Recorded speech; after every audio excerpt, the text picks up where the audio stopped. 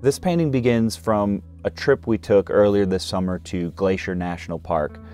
I'd never been to the park prior to this, and so I wasn't really sure what to expect. I just knew that I wanted to draw something from it, bring back the inspiration, maybe do 2 or 3 different paintings from this trip. We arrived late at night on our first night on the east side of the park and quickly set up camp to get ready to hopefully catch the sunrise the next morning. When we awoke that morning, and as we were leaving the campgrounds, I remember glancing over and seeing the campground host cabin, which was an older log cabin, probably used for something else at some point in time before the park and campground were there perhaps. And I remember just loving the way that the light illuminated from the entrance area of the cabin, the door. To me, it was such a unique perspective and such a beautiful little spot. So I backed up the car to snap a couple photos, not thinking much of it, but just wanted to try and capture that before we headed off to find a vantage point to watch the sunrise. Shortly thereafter, on our drive out along St. Mary Lake, the sun was just starting to illuminate the sky, starting to light up some of the clouds, but not quite yet touching the horizon. The bright pinks in the sky against the stark contrast of the horizon and the mountains, along with the water being illuminated from the sky, was just so inspiring to me. And I knew right then that I wanted to try and combine all of this together in a painting. I thought how cool it would be to have a cabin like this nestled along the shores of a lake, as magnificent as this one was. It just really takes me to a place of total bliss. And the goal was to try and portray that feeling through this work of art.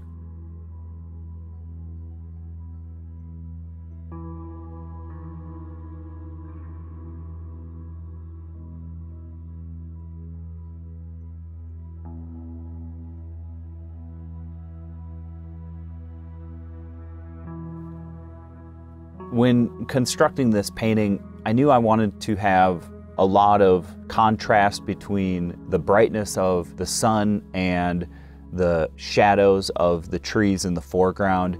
So I started off with a lot of black, especially in the upper parts of the trees and anywhere up close in the foreground.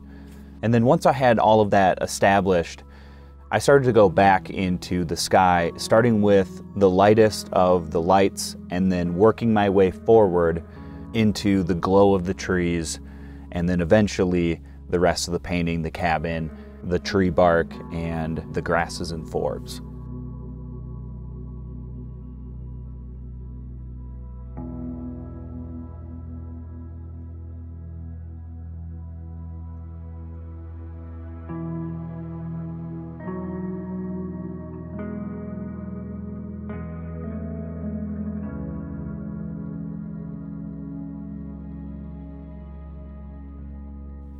Painting these glowing trees behind the cabin, I think, was the most difficult part of this painting for me.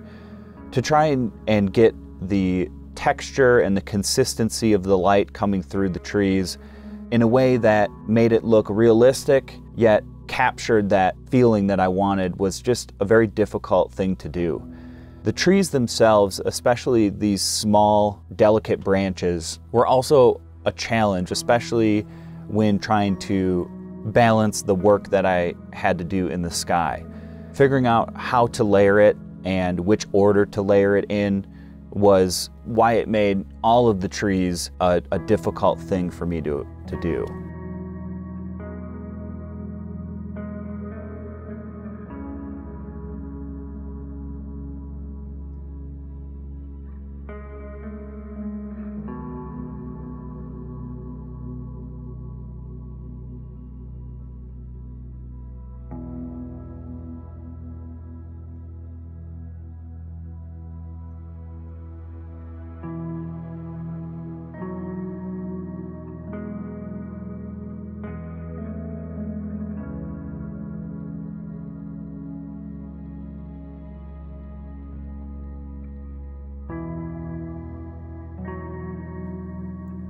When it came to the actual cabin itself, I wanted it to be detailed and feel realistic, yet I didn't want it to distract from anything else in the painting. So I tried to use a similar contrast and color palette with the cabin as I did with the foliage and the rest of its surroundings.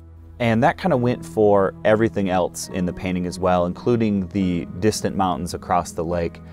I wanted everything to feel as if it was real, yet subtle enough that no one particular object would detract from anything else. I wanted everything to sort of live in harmony and invite the viewer in as a whole.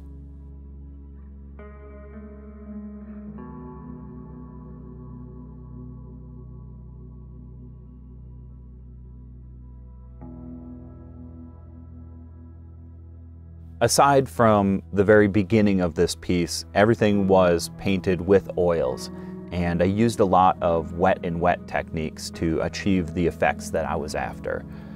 Of course, in order to layer some of the dark colors over the top of the light, I did have to let some layers dry and then paint wet over dry to achieve that, especially when it came to these upper areas of the trees and the pine boughs themselves.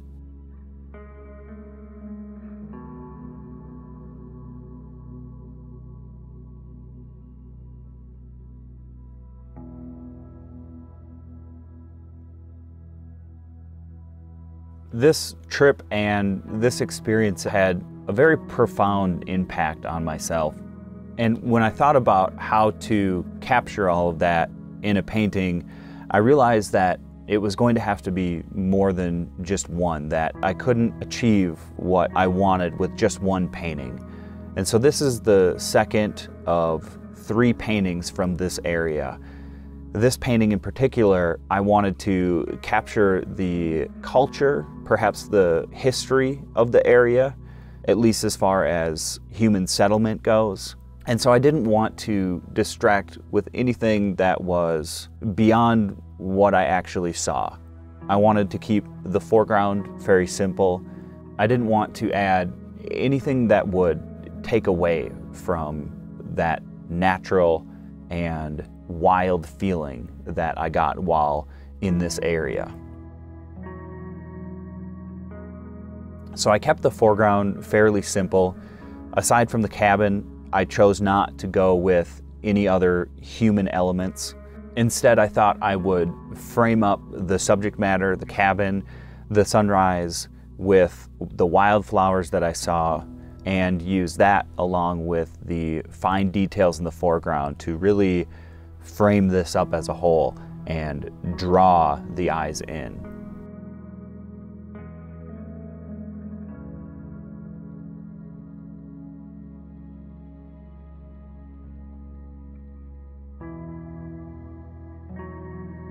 I added a lot of thicker paint in the foreground to create that detail with the use of the paint texture, as well as using more saturated colors. And in the end, I thought that worked out very well for the piece overall.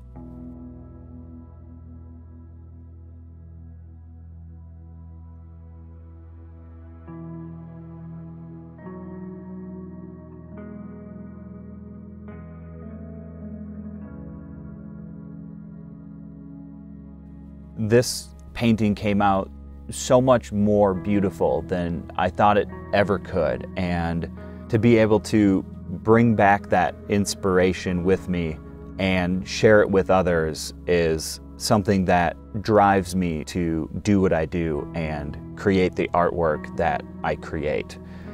I really hope that you enjoyed this as well, and I can't wait to share the next painting with you from this area. Thanks for watching.